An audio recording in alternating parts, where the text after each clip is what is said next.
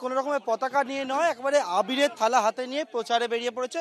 প্রচার বলা ভুল হবে, জনসংযোগ বা অনেকের সঙ্গে দেখা করতে বেরিয়েছেন একেবারে আবিরের থালা নিয়ে যাদবপুর লোকসভা কেন্দ্রের প্রার্থী সৃজন ভট্টাচার্য। সৃজন, আজ দেখছি কোনো পতাকা নেই, একেবারে গালে তো শুধু লাল নয়, বিভিন্ন রং। হ্যাঁ, তাই তো, বিভিন্ন রঙের সমাহার, এই বৈচিত্র্য, সেই বৈচিত্র্যের সৌন্দর্য তা থাকুক। এইটাই তো আমাদের লড়াই। যারা এক রং, এক ভাষা, এক পোশাক, এক খাবার, দেশটাকে একমাত্রিক করে দিতে চাইছে, এই ধরনের বসন্ত উৎসবের দিনে বহু রঙের সৌন্দর্যকে সেলিব্রেট করাই তাদের বিরুদ্ধে আমাদের জবাব। আজকে সারাদিনের পরিকল্পনা কি? আজ তো কোনো পতাকা দেখছি না। আজকে প্রচারের ব্যাপার না, আজকে এই পাড়ায় পুরনো এলাকা, আমাদের মানুষের সাথে যাওয়া, বড়দের একটু পায়ে আবির দেওয়া, ছোটদের সাথে শুভেচ্ছা বিনিময়, এবং তারপরে আমি সন্ধ্যের দিকে একটু চম্পাহাটির দিকে একটা মেলায় যাব। আজকে একটু সেই অর্থে প্রচার নয়, আজকে মানুষের সাথে রঙের উৎসব, এবং তার মধ্যে রাজনীতি তো অবশ্যই মিলেমিশে যাবে, যেহেতু সামনে ভোট। রং বদলও হচ্ছে রাজনীতি দেখতে পাচ্ছি। সেই ক্ষেত্রে কি মনে হচ্ছে যাদবপুরের মানুষের পালস কি মনে হচ্ছে? মানুষের পালস, মানুষ বলছেন যে মানুষ রং বদল পছন্দ করছেন না, রং খেলা পছন্দ করেন। ভালো করে দেখুন তো, এই হেরোইন পাচারকারী বিজেপি নেতাই কি বারাসাত লোকসভা কেন্দ্রের প্রার্থী স্বপন মজুমদার? এ তো রীতিমতো ইন্টারন্যাশনাল ড্রাগ ডিলার। তাহলে আসাম পুলিশ মাদক পাচারের অভিযোগে একে গ্রেফতার করেছিল তখন। একেবারে এই প্রশ্ন তুলে এক্স হ্যান্ডেলে পোস্ট করেছেন তৃণমূল মুখপাত্র অরূপ চক্রবর্তী। মিথ্যে অভিযোগে ভাসিয়েছিল আর তারপর আদালতে মুক্তি পেয়েছে। ফের এসব বলতে তৃণমূলের লজ্জা করছে না? পাল্টা আক্রমণ জানিয়েছেন বারাসাত লোকসভার বিজেপি প্রার্থী স্বপন মজুমদার।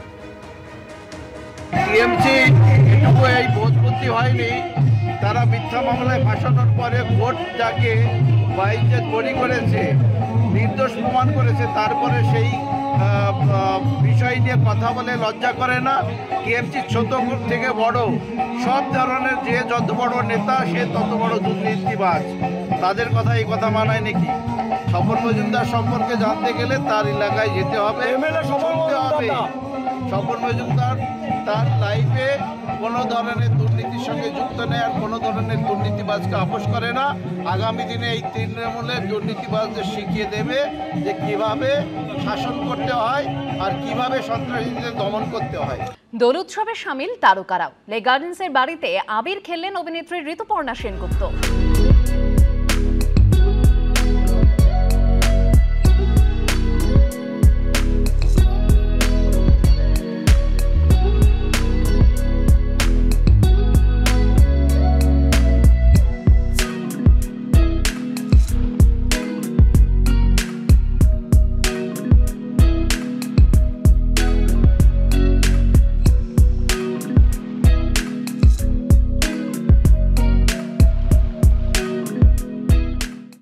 সকলে মিলিত হওয়া, একসাথে সবকিছু সেলিব্রেট করা, এটার মধ্যেই একটা আনন্দ আছে। আসলে আমের থেকে বেশি আমি চাই যে আমার আশেপাশে যারা আছে তারা অনেক বেশি আনন্দ করুক।